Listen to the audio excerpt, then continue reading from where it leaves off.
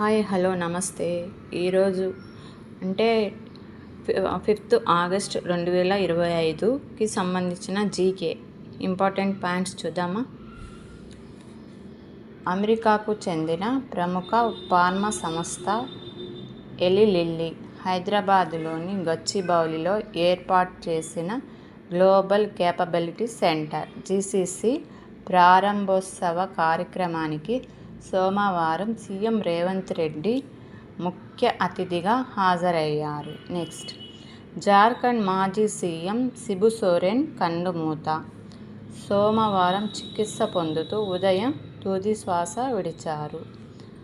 దీంట్లో sub points: ప్రత్యేక రాష్ట్ర ఉద్యమ సారథి, తెలంగాణ ఉద్యమానికి మద్దతు, 3 సార్లు సీఎంగా, 8 సార్లు లోక్సభ ఎంపీగా పనిచేశారు. ప్రస్తుత జార్ఖండ్ సీఎం హేమంత్ సోరెన్. శిబు సోరెన్ సంతాల్ గిరిజన కుటుంబంలో జార్ఖండ్లోని హజరీబాగ్లో 1944 జనవరి 11న జన్మించాడు.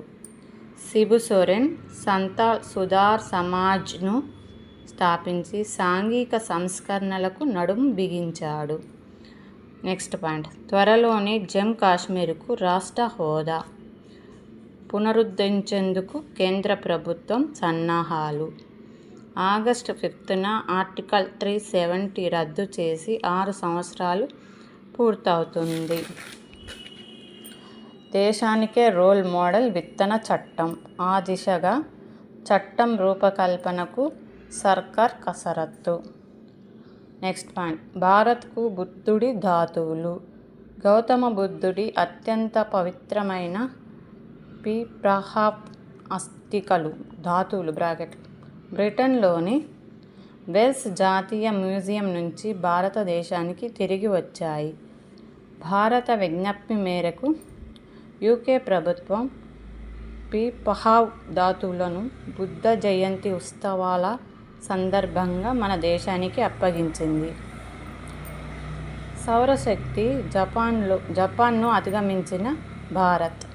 అంతర్జాతీయ పునరుత్పాదక ఇంధన సంస్థ IRENA ప్రకారం 1,08,494 గిగావాట్ అవర్ GWH సౌరశక్తిని ఉత్పత్తి చేసింది.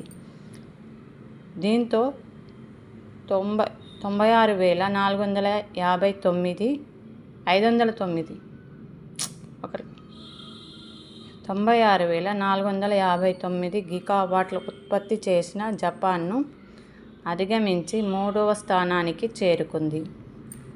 2015లో ప్రపంచంలో 9వ స్థానంలో ఉన్న భారత్ ప్రస్తుతం అగ్రస్థానంలో ఉన్న దేశాల సరసన ఒకటిగా నిలిచింది. రష్యా నుంచి భారత్ చమురు కొనుగోళ్లతో చిరెత్తిపోయిన ట్రంప్ అక్కస్తో భారత్పై మరోసారి దిగుమతి సుంకాలు పెంచుతానని ప్రకటన. ట్రంప్ వ్యాఖ్యలను తప్పుబట్టిన భారత్.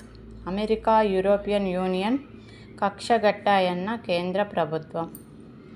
అమెరికాకు ఎగుమతుల్లో 30% కోత.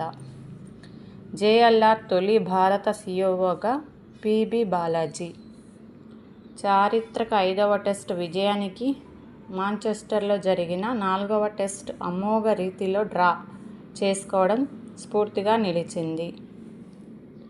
ఇంగ్లాండ్లో ఎక్కువ వికెట్లు తీసిన రెండో భారత బౌలర్గా కపిల్ దేవ్ 43 దాటేసిన సిరాజ్, బుమ్రా, ఇషాంత్ టాప్లో ఉన్నారు. సిరీస్లో 5 టెస్టులు చివరి వరకు ఆడిన ఏకైక పేస్ బౌలర్. ఏకంగా 113 బంతులు సిరీస్ తొలి రోజు నుంచి చివరి రోజు వరకు ఆడిన ఆటగాడు సిరాజ్. చివరి టెస్ట్లో భారత్ అద్భుత విజయం. 6 పరుగులతో ఓడిన ఇంగ్లాండ్.